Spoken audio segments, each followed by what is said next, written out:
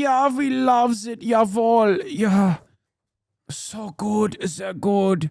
We are the happy puppies. Yeah. Danke, danke, danke schön. We gather here today as members of a historic alliance, an alliance that saved and changed the world. You know, when this conference began in 1963, it was in a nation, actually it was on a continent, that was divided against itself. The line between communism and freedom ran through the heart of Germany. Boo. The first barbed fences of the Berlin Wall had gone up just 2 years prior. And just months before that first conference, before our predecessors first met here in Munich, the Cuban Missile Crisis had brought the world to the brink of nuclear destruction. Yeah, why'd that happen? That was our doing. And by our, I mean America and Turkey, ironically enough, even though Turkey is more of a junior partner here. We put missile bases directly in the ass cheeks of the borders of the USSR. So, of course, in retaliation to that, the USSR did the same with Cuba. Americans are just kept in the dark about our own history.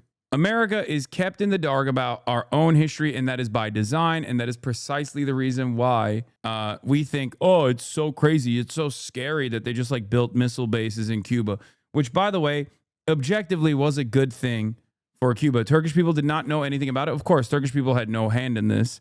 The Turkish government barely had a say in it. Let's be real. And yes, the USSR putting nukes in Cuba was a good thing. Okay, 100% was a good thing. It allowed Cuba to maintain a nuclear protection against the United States of America. 100%. Khrushchev was a lion with his machinations. Look at what we're doing to fucking Cuba right now. A nuclear Cuba would not have to deal with this shit that we're doing currently. The time of that first gathering, Soviet communism was on the march. Thousands of years of Western civilization hung in the balance. At that time, victory was far from certain. But we were driven by a common purpose. We were unified not just by what we were fighting against. We were unified by what we were fighting for. And together, Europe and America prevailed. And a continent was rebuilt. Our people prospered. In time, the East and West blocks were reunited. A civilization was once again made whole. That infamous wall that had cleaved this nation into two came down, and with it an evil empire. And the East and West became one again. But the euphoria of this triumph led us to a dangerous delusion that we had entered, quote, the end of history, that every nation would now be a liberal democracy, that the ties formed by trade and by commerce alone would now replace nationhood, that the rules-based global order, an overused term, would now replace the national interest, and that we would now live in a world without borders where everyone became a citizen of the world. This was a foolish idea that ignored both human nature and it ignored the lessons of over 5,000 years of recorded human history. And it has cost us dearly. In this delusion, we embraced a dogmatic vision of free and unfettered trade, even as some nations protected their economies and subsidized.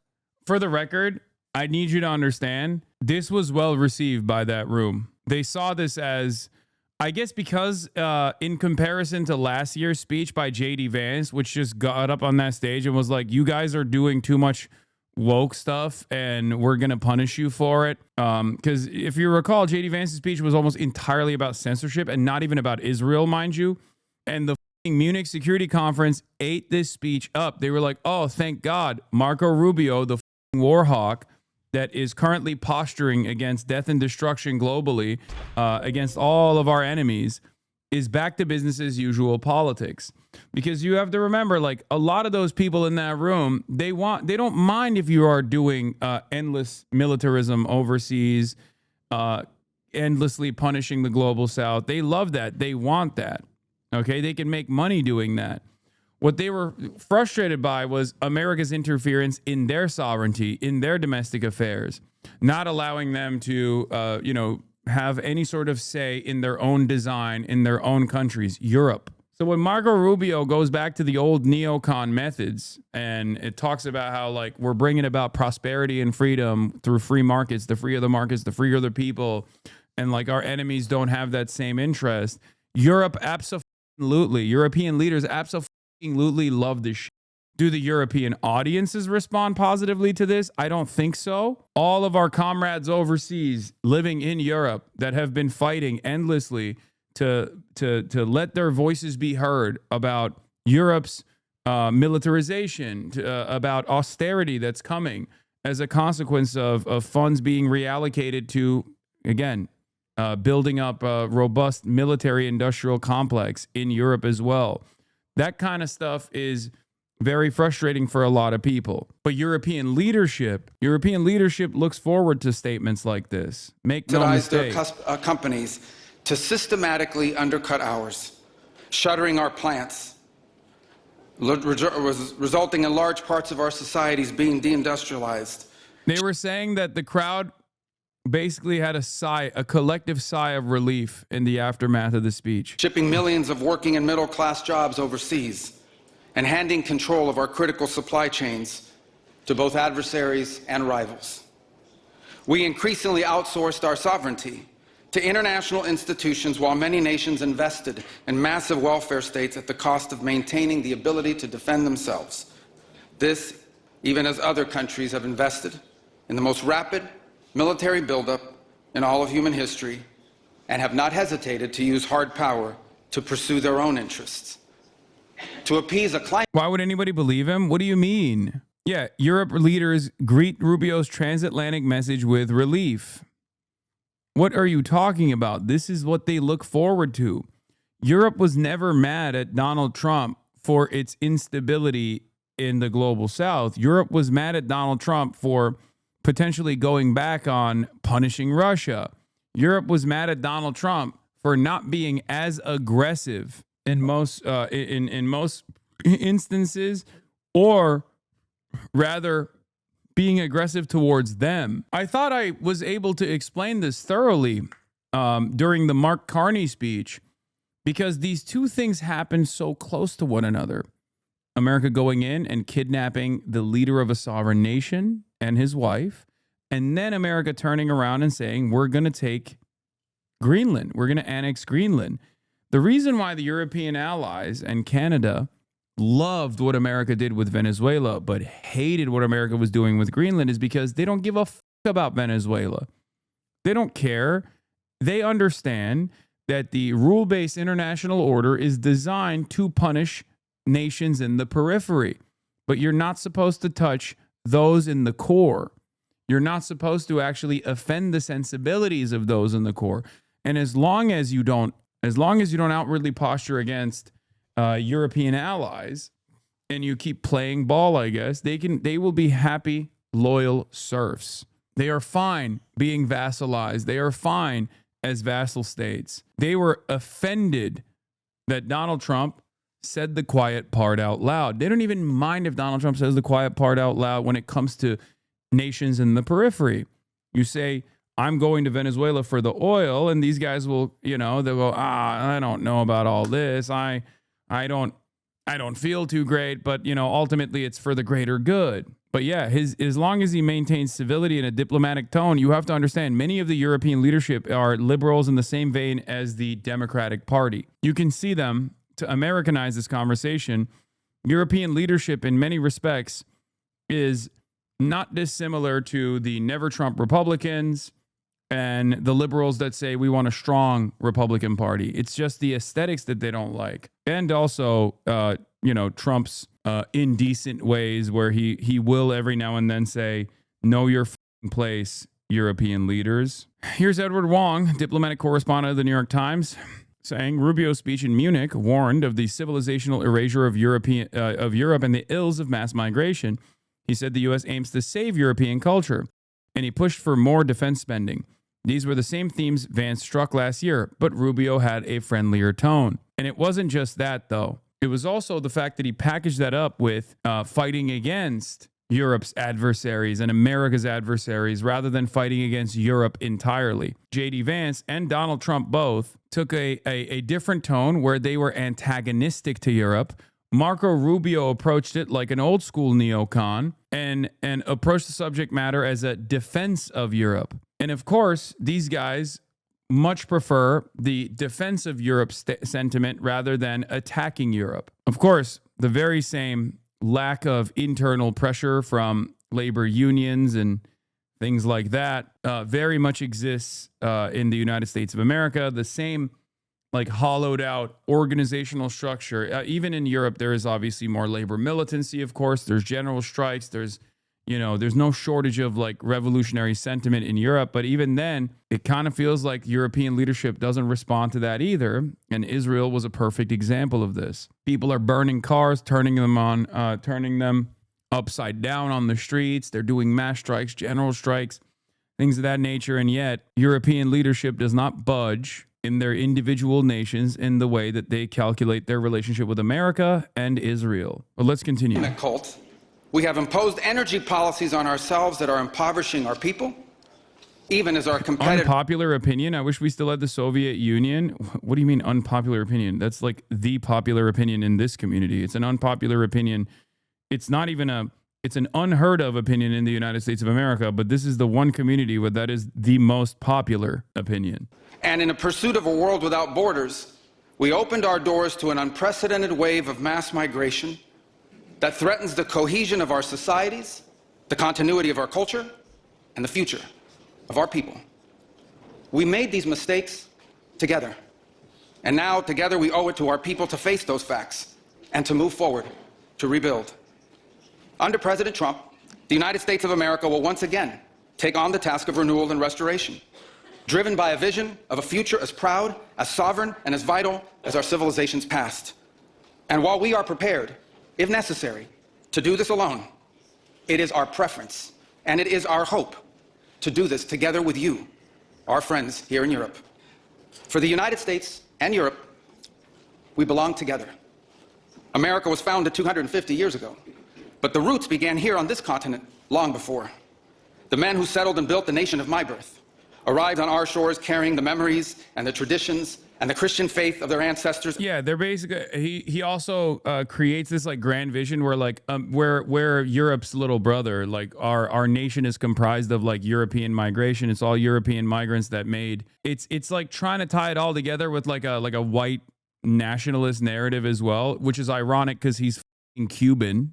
This is yet another like silly aspect of American fascism, where he's adding on this white nationalist sentiment into what is pretty mainline neocon propaganda. We are part of one civilization, Western civilization. We are bound to one another by the deepest bonds that nations could share, forged by centuries of shared history, Christian faith, culture, heritage, language, ancestry, and the sacrifices our forefathers made together for the common civilization to which we have fallen heir. And so this is why we Americans may sometimes come off as a little direct and urgent in our counsel. This is why President Trump demands seriousness and reciprocity from our friends here in Europe. But only if we are unapologetic in our heritage and proud of this common inheritance can we together begin the work of envisioning and shaping our economic and our political future. Oh, God. Unapologetic in our heritage. Was not inevitable. It was a conscious policy choice. We must fight for our mutual shared Western civilization defense brigades. It's just it's so lame. It's so it's also Hitlerian, but I guess more civil. But that's enough for these Eurocucks to go, no, I like it. It's good for me. Economic undertaking that stripped our nations of their wealth, of their productive capacity, and of their independence. Climate cult. Also, you have to understand, like, climate change is real, right? Anthropogenic climate change is real. It's been a thing that scientists have been warning about. Global warming, climate catastrophe is a thing that is unavoidable, undeniable. We're seeing the impact all the time. And yet, because China are the superpower that has positioned itself the best against combating climate change, is seen as the major threat here. America is also actively not only pushing militarism, but also actively saying climate change is fake. It's bull. You have to stop. You have to stop trying to move in the direction of renewables. This is another major aspect of American engineering. They are actively trying to get Europe back on oil and natural gas. They are trying to move Europe and anyone else away from renewable energies and investing into renewable energies. It is a total psychopathic death cult. Yes, China is at Munich as well, of course, at the Munich Security Conference. But understand that like every conversation that's being had about renewable energy right now is being had specifically because China has the monopoly control over the energy grids and the procurement, extraction, and refinement process of the raw, as what Donald Trump calls raw earth minerals, rare earth minerals that are necessary for production. And that is precisely the reason why they are trying to move away from that, or trying to urge the European Union to not revitalize its grid and move in the direction of renewable energy. It should also be focused on together advancing our mutual interest in new frontiers, unshackling our ingenuity, our creativity, and the dynamic spirit to build a new Western century.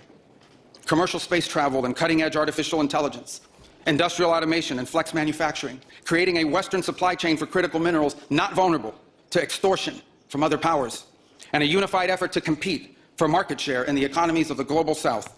Together, we can not only take back control of our own industries and supply chains, we can prosper in the areas that will define the 21st century. But we must also gain control of our national borders. Controlling who and how many people enter our countries, this is not an expression of xenophobia, it is not hate. It is a fundamental act of national sovereignty. And the failure to do so is not just an abdication of one of our most basic duties owed to our people. It is an urgent threat to the fabric of our societies and the survival of our civilization itself. And finally, we can no longer place the so-called global order above the vital interests of our people and our nations. We do not need to abandon the system of international cooperation we authored, and we don't need to dismantle the global institutions of the old order that together we built. But these must be reformed. These must be rebuilt. For example, the United Nations still has tremendous potential to be a tool for good in the world. But we cannot ignore that today, on the most pressing matters before us, it has no answers and has played virtually no role. It could not solve the war in Gaza. Instead, it was American leadership that freed captives from barbarians and brought about a fragile truce. It has not solved the war in Ukraine. It took American leadership in partnership with many of the countries here today just to bring the two sides to the table in search of a still elusive peace. It was powerless to constrain. I'm sorry. I think whoever is the leader of the opposition force against this has to use clearer terminology when addressing this stuff, and cannot shy away from openly saying that this is a continuation of the liberal international order and that this system has been proven to be an abject failure. No more like going back to business as usual. You can't do that. You have to be very clear in your terms to say what Marco Rubio is trying to offer is a soft landing back to business as usual militarism. And that is something that we cannot get back to, because what that looks like is no different than vulgar Brandonism, which yielded endless genocide of the Palestinians and created so much chaos and showed the world that this system is broken fundamentally. I cannot believe that I cannot believe that he's going with this. The best alternative here is to have Marco Rubio put lipstick back on the pig only a month after Donald Trump said, nah, this is broken. We're going to keep dominating you.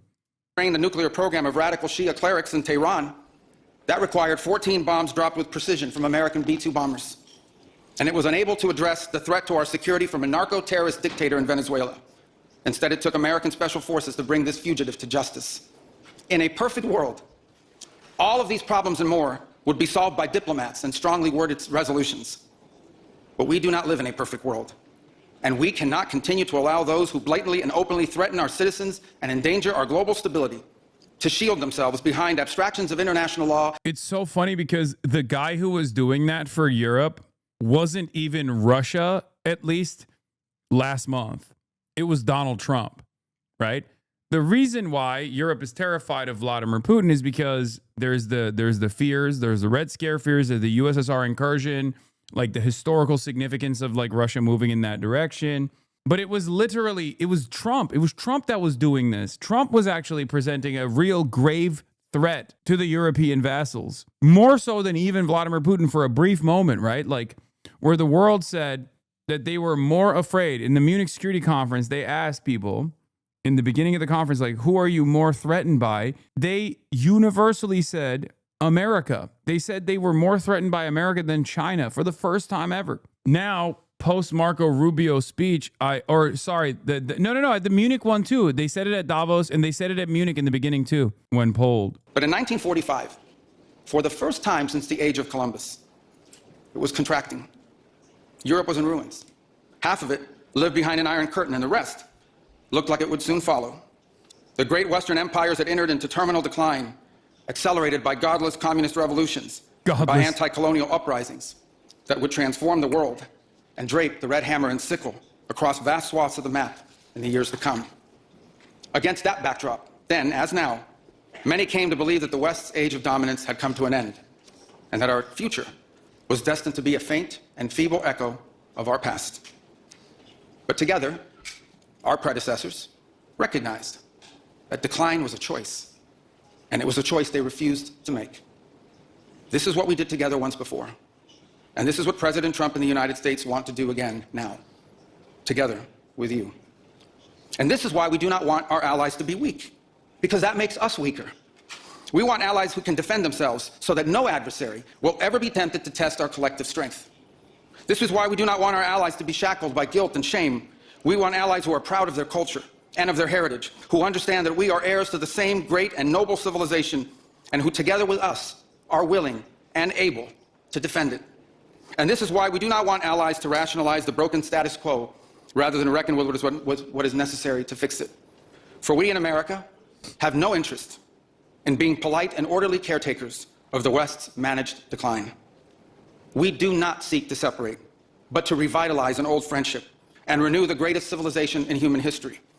What we want is a reinvigorated alliance that recognizes that what has ailed our societies is not just a set of bad policies, but a malaise of hopelessness and complacency. The alliance that we want is one that is not paralyzed into inaction by fear.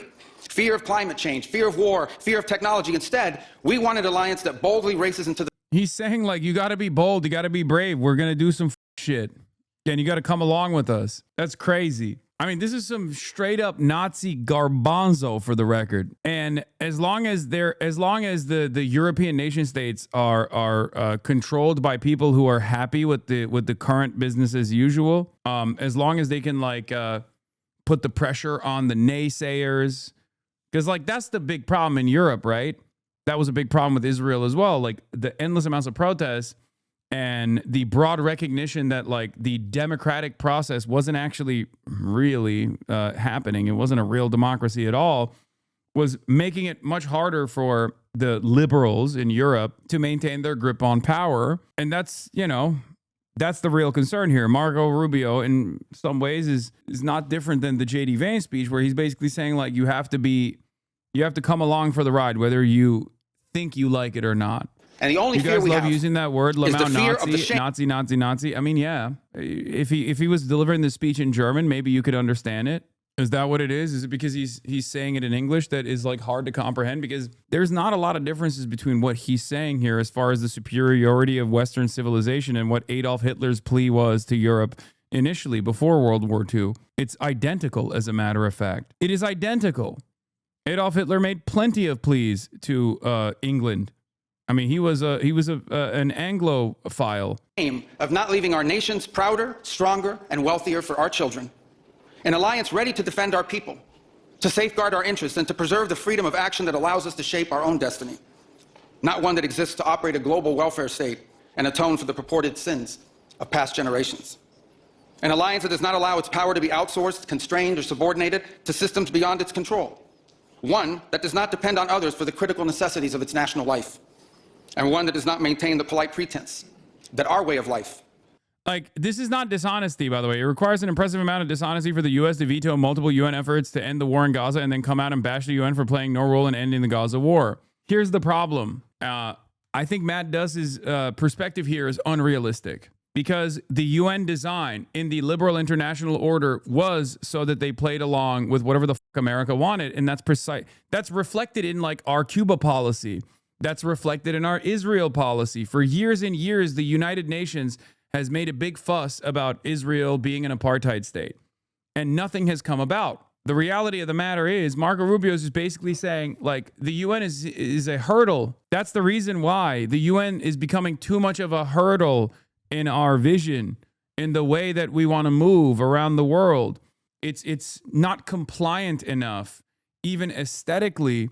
And because America's global power is being tested for the first time ever, militarily with Russia in Ukraine, and economically with China being the manufacturing hub of the planet now, that's the reason why they're sweating the small stuff in ways that they never did. Because the United Nations has always stood in opposition to the United States of America, even though overall it's packaged in a way where like the ICC, ICJ, like they just go after America's enemies and never against America. So the reality is Marco Rubio is basically saying that this system doesn't work for us anymore. And that's, in my opinion, and I don't think this is too hopeful of a perspective. I don't think I'm being too optimistic when I say this. Like, I think America is sweating this hurdle right now than ever before because it doesn't have the same motion it did.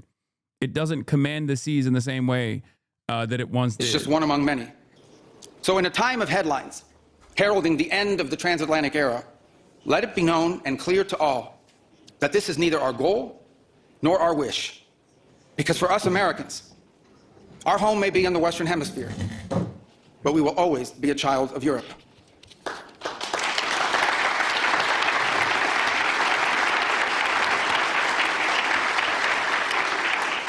Our story began with an Italian explorer whose adventure into the great unknown to discover a new world brought Christianity to the Americas and became the legend that defined the imagination of our pioneer nation. Our first colonies were built by English settlers, to whom we owe not just the language we speak, but the whole of our political and legal system. Our frontiers were shaped by Scots-Irish, that proud, hardy clan from the hills of Ulster that gave us Davy Crockett and Mark Twain and Teddy Roosevelt and Neil Armstrong. Our great Midwestern heartland was built by German farmers and craftsmen who transformed empty plains into a global agricultural powerhouse. And by the way, dramatically upgraded the quality of American beer.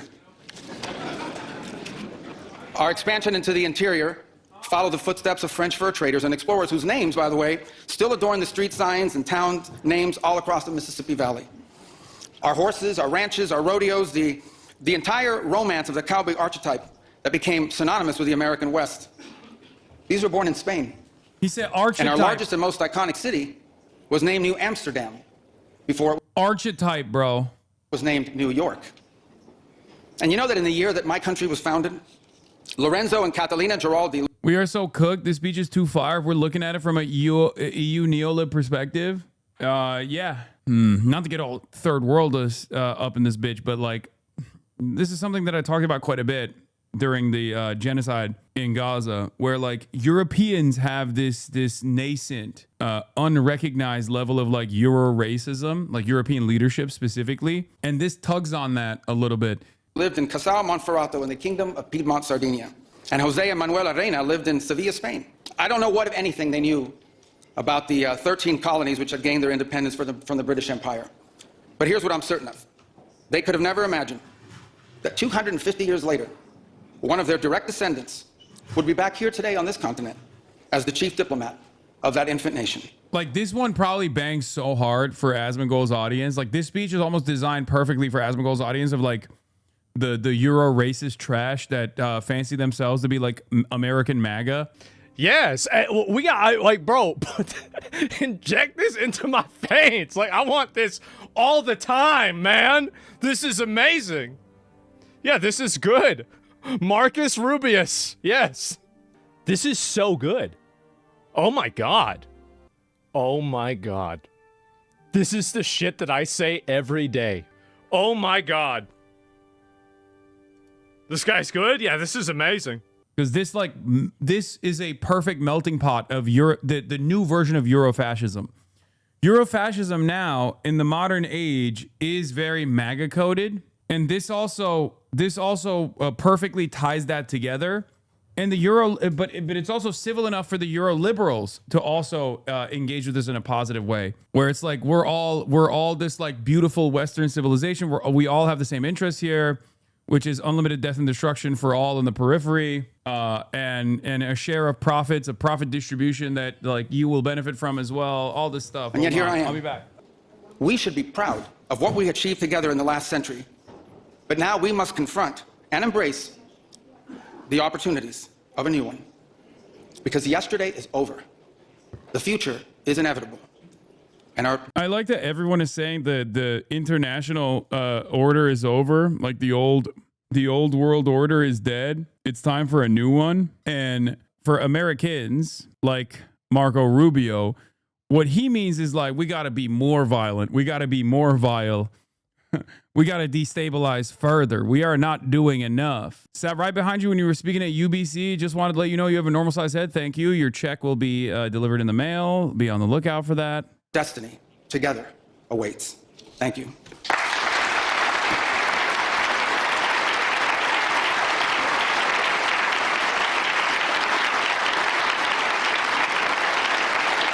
Standing ovation, by the way. Got a standing O for this. That guy looks like the guy who drinks his own piss. You know what I'm talking about? The influencer who drinks his own pee. Sorry, I know it's not relevant to the conversation, but I just had to clock him real quick.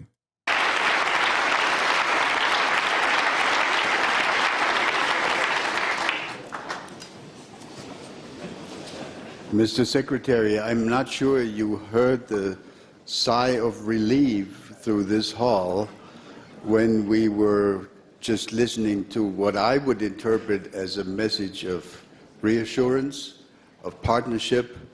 Told you. Told you. Let the dick sucking commence, boys. Let the bootlicking commence. Oh, we loves it. We loves it. We loves you, Marco. Please keep sticking it to the periphery, not us, you know.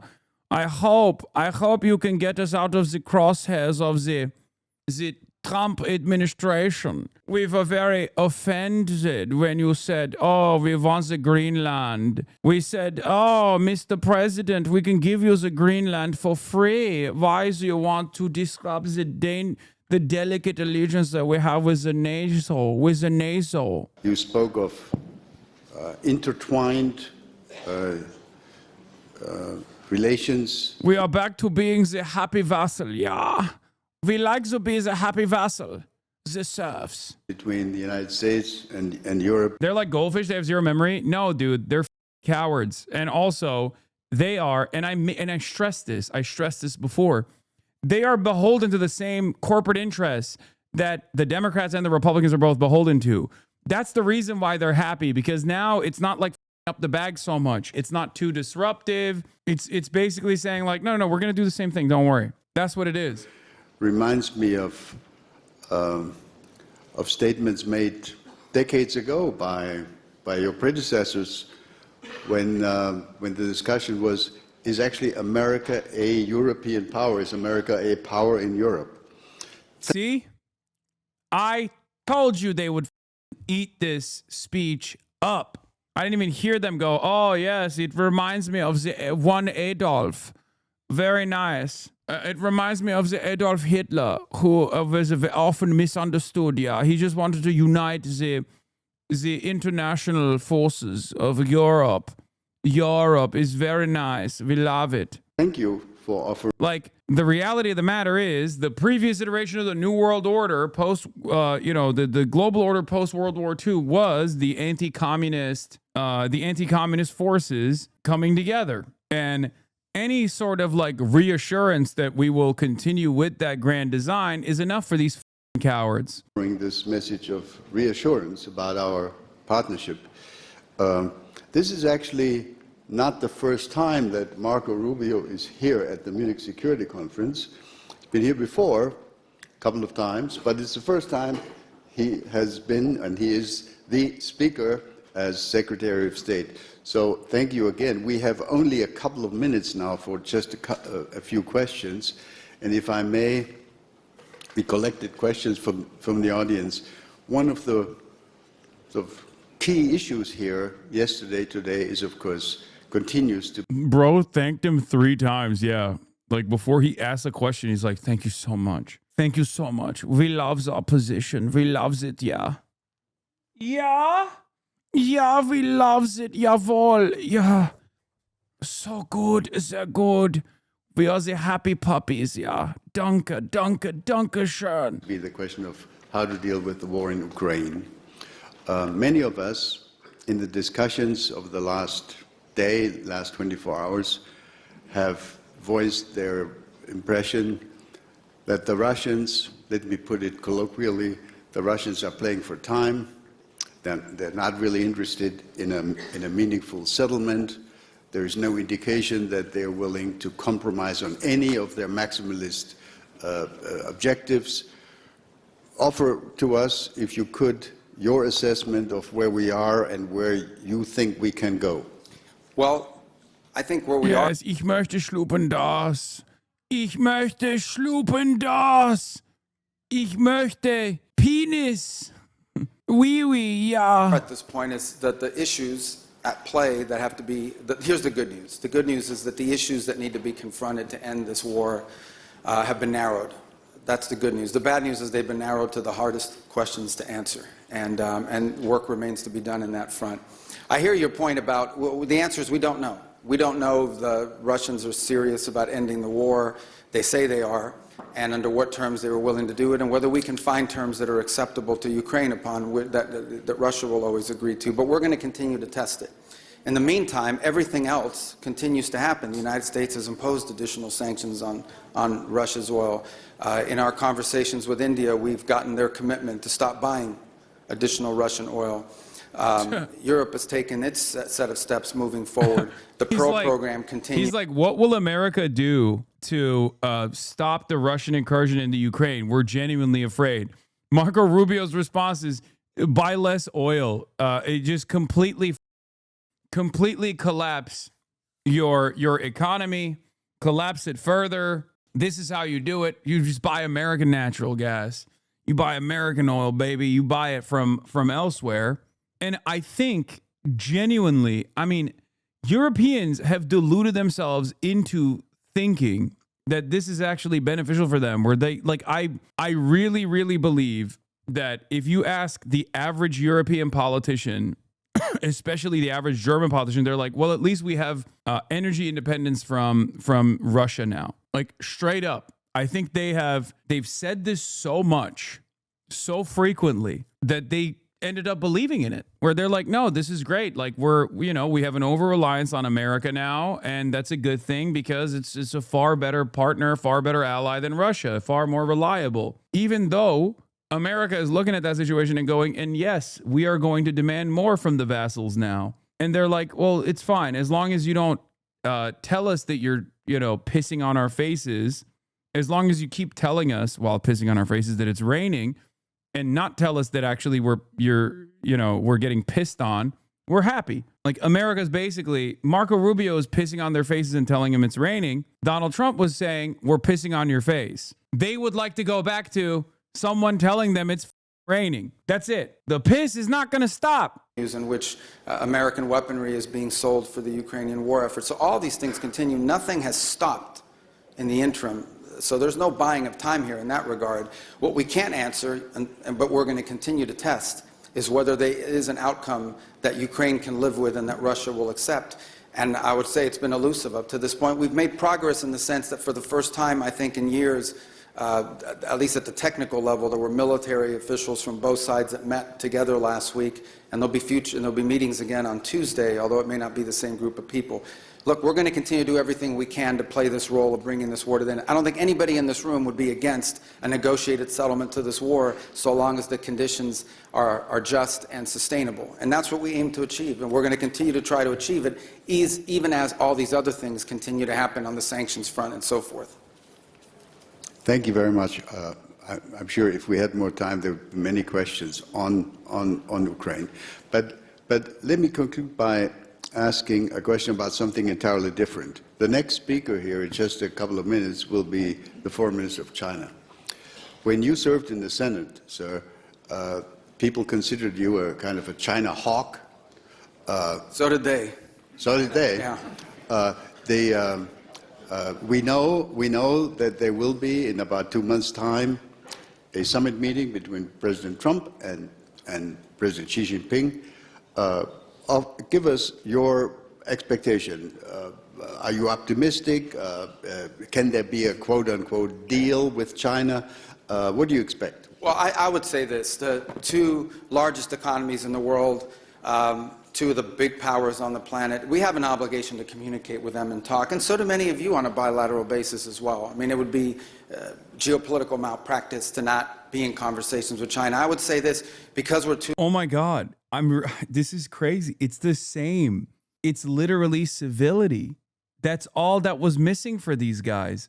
I truly thought there was at least like a moment of panic that Donald Trump saying the quiet part out loud would have caused them to really reconsider these partnerships. That's not the case at all. They just needed to hear someone speak with decorum, someone speak civilly. That's all this is. It's shocking, dude. They were desperate for simply just the facade. Wow. It's nutty, dude. I don't know exactly how much pressure has boiled in the respective European nations, but if it resembles the anger and resentment of the American working class, Europe already has a better mechanism of pushback, a closer association with like rebellion and then, you know, lighting cities on fire, shutting off industries.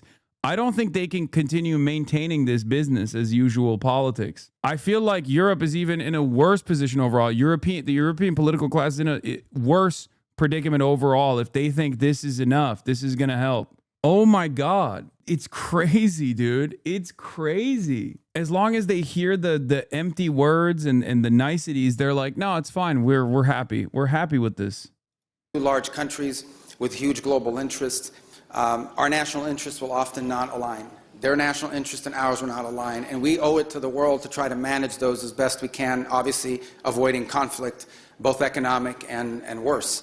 And so it's important for us to have communications with them in that regard. On areas in which our interests are aligned, I think we can work together to make positive impact on the world, and we seek opportunities to do that with them. But we have to have a relationship with China, and many of the countries represented here today are going to have a relationship with China, always understanding that nothing that we agree to could come at the expense of our national interest. And frankly, we expect China to act in their national interest, as we expect every nation state to act in their national interest. And the goal of diplomacy is to try to navigate those times in which our national interests come into conflict with one another, always hoping to do it peacefully. I think we also have a special obligation because whatever happens between the U.S. and China on trade has a global implication. So there are long-term challenges that we face that we're going to have to confront that are going to be irritants in our relationship with China. That's not just true for the United States, that's true for the broader West. But I do think we need to try to manage those the best we can to avoid, unnecessary friction if it's possible. But no one is under any illusions. There are some fundamental challenges between our countries and between the West and China that will continue for the foreseeable future. The EU population doesn't rebel or get heated when it's about foreign policy. Everything foreign in regards to U.S. relationship is kept dark from the media. When it's about domestic policy, then that's a different story. Foreign policy is not decoupled from domestic policy. This is the biggest lie that the American and Western liberal capitalist media tells its populations, its respective populations. Because what's American foreign policy in regards to Europe? Greatly expand and increase your military expenditures. How do you do that? Austerity. There's only a finite amount of money in the European economy. You got to move some dollars around. When you move those dollars around, its domestic impact is not seen immediately, but its domestic impact will worsen the conditions for the average working class individual. That means cuts on social spending, cuts on expenditures, cuts on public transit, cuts on things that people take for granted or people rely on to survive. So when that happens, that only increases the stress. That only increases the pressure. Even if people are short-sighted, even if people are deluded, even if people don't realize that this is going to happen, people will experience it. Even the most propagandized audience, even the most propagandized working class on this planet, the American working class, has responded by voting in Trump into office twice now.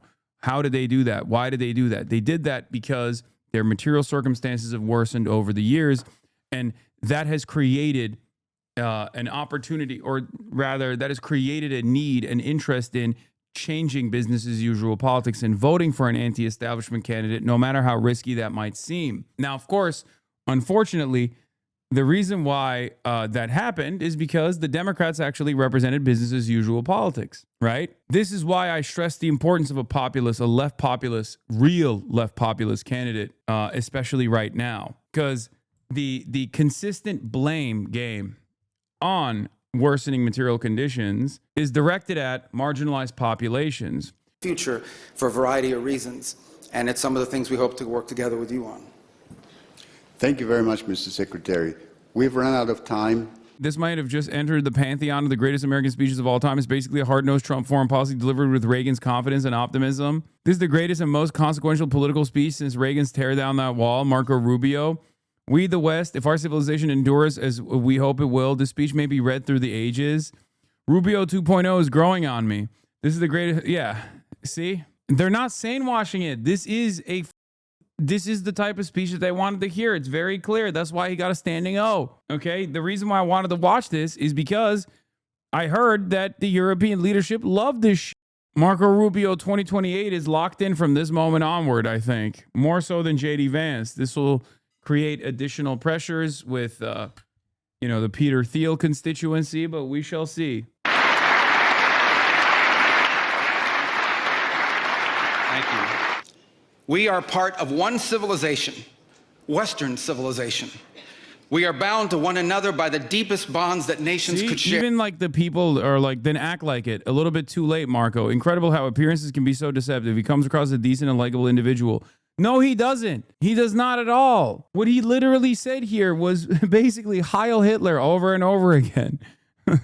and nothing has changed as far as the previous liberal international order. NATO Atlanticism brought about a complete and utter lack of sovereignty to the European vassals. And these guys literally don't want to see it. They don't want to hear it. And the only time that they recognize it is when Trump said it out loud. This goes to show that a lot of these people just want the niceties. They don't mind. They don't mind being powerless. They don't mind being vassalized as long as they're not reminded of their vassalization. AOC slams Rubio's Munich speech as cultural nostalgia amid alliance debate. Okay, this is where it gets pushed in. This is where the pedal touches the metal, because this is going to be the clear-cut juxtaposition between Marco Rubio's representation of like the old way of doing business versus what AOC represents as a charting a new path forward. Let's see. We heard this morning was, in sure, truth, you might be the kingmaker. Not too much in substance, a departure of what JD. What? 1-7 to 116, release 212. Democratic voters? No, this is before I ever said anything about Gavin Newsom. What are you talking about? Rank and file Dems the leaders. It's time to take the gloves off. AOC plus 78. Pete Buttigieg plus 68. Gavin Newsom plus 66. Kamala Harris plus 64. Gretchen Whitmer 55. Pritzker 51. Andy Bashar 48. Joe Biden 46. Josh Shapiro 46. Hakeem Jeffries plus 40. Chuck Schumer plus 1. It's crazy. It is crazy, dude. I mean, it's just like the fact that it's like Pete Buttigieg is up here and even above Gavin is pretty wild. But the clear difference between AOC and everybody else for the Democratic base, the rank and file, shows that it's hers for the taking at this point. And Gavin has been trying so hard to appeal. Vance's arguments were last year, which is enforcing a U.S.-European alliance that is rooted in a cultural norm, a cultural nostalgia. But there was very little that was said about how that will materially benefit populations, both in the United States and in Europe. Clean up here, I would say working class. I think we must not shy away from setting a line of demarcation between our way of politics and their way of politics. And if that actually alienates establishment Democrats, that's all the better. Clear-cut approach here would be to say working class, things like that. I think like imperialism is another word that you can add to your language, because any kind of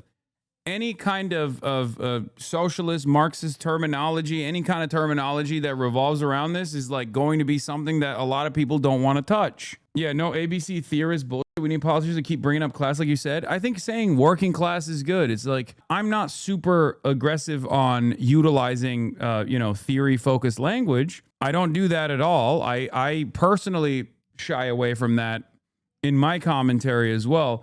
Having said that, I think it's important to do that, especially now when you are looking to present yourself as the alternative. So, given that, yes, I think in Secretary Rubio's remarks, he spoke greatly about the border. I think in order to prevent speaking about the true elephant in the room, which is ICE, and I do believe that when we have eras of extreme inequality, eras of where the working class is continuing to suffer, they're seeing their life erode, it becomes extremely easy for authoritarians to blame other cultures and other people. I don't like authoritarians either as a language. I like fascists. I think fascism is a better way to communicate where we're at here. Life erode, it becomes extremely But I like that she said working class here. For authoritarian. That's the other thing. That's the other thing that I think is like, because authoritarian doesn't necessarily mean anything. And from a liberal perspective, when someone says authoritarian, like liberals see that as like China, everybody else, right? Like they think, oh, she means like China. It could be even. You can say even Cuba is authoritarian, right? Like that's what has been historically mentioned. No, this is not nitpick. This is not nitpick. This is very important. Language is very important, especially in this moment. I think language is incredibly important here because, once again, after yesterday's speeches, a lot of people listened to what AOC was talking about, and some people understood it as like, oh, she is taking an internationalist approach, but many more thought, oh, she's doing, and myself included, in certain instances, thought maybe she's like going back to vulgar Brandonism, right? Especially when her goal is to obviously cut away from establishment Democrats and Republicans. Not using their language, not using their terminology, puts an unambiguous line in the sand at a time when that lack of ambiguity is going to work. Vulgar Brandonism. I mean, that's like a joke that I use it as a joking substitute for NATO Atlanticism, like what Biden represented after Trump won. Biden was saying we're going to go back to business as usual. We're going to go back to to shepherding in the liberal international order, and it was an abject fucking failure, obviously, because Russia invaded Ukraine, and then that was a huge up. And then on top of that, Israel's genocide of Gazans, of Palestinians in Gaza, that happened so close to one another that like it directly ripped apart that fabric. It directly ripped apart this like understanding that the liberal international order is gone. To blame other cultures and other people who are most vulnerable. Now, we have to always make sure that our immigration system is orderly.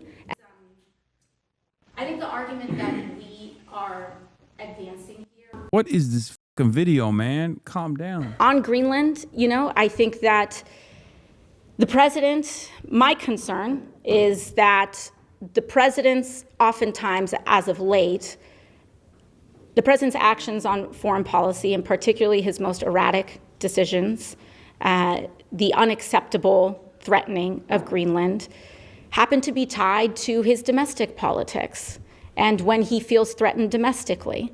And I believe that's a relationship that I don't even necessarily agree with that aspect of it too. I think there's a much large, if you read the national security paper that came out that spelled out the Donroe Doctrine, Me and Giannis Varoufakis are in agreement on this. This is like one of the areas that we have direct agreement on, which is that there is a method to this madness. The idea that this is simply a response to like domestic pressures, the Epstein files or whatever, I don't think it's correct. I think that the Trump administration, whether we want to admit it or not, whether we like what he's doing or not, and obviously we don't like what he's doing, it comes across as disruptive, but there is a driving principle behind it. It's not necessarily a scale back of American imperialism around the globe, but more so a hardening of its closest territorial ambitions. They're not doing this because it's like, oh, Epstein, let me go invade Greenland. Like, I know that that's what it comes across as sometimes, but this is something that was implemented. Like, this vision is being implemented right now, but it's a vision that is a vision that was very calculated far before Trump even got into office. It's more so to scale back on some of our global ambitions in an effort to dominate the globe better, if that makes sense. Hardening our own neighborhood, our own backyard almost, and the surrounding areas, so that we can be better equipped to continue maintaining, hegemonic superpower status. Yeah, a fortress play, if you want to think about it like that, is something that Americans see play out. That doesn't just serve the elites and the biggest corporations, but actually focuses on working class Americans in conflict that has cost Americans trillions of... Trump is anything but calculated. This is a mistake. To think this is a major mistake, because this isn't Trump. This is a larger vision that Trump is simply the vessel to bring about. Like, he's not... It's not Trump making these decisions. It's people around him. Trump just happens to be the guy who is overseeing the project and maybe crazy enough to follow through on the project and can hold like a cohesive. He has the power to basically hold the base together for as long as he can while they implement this vision.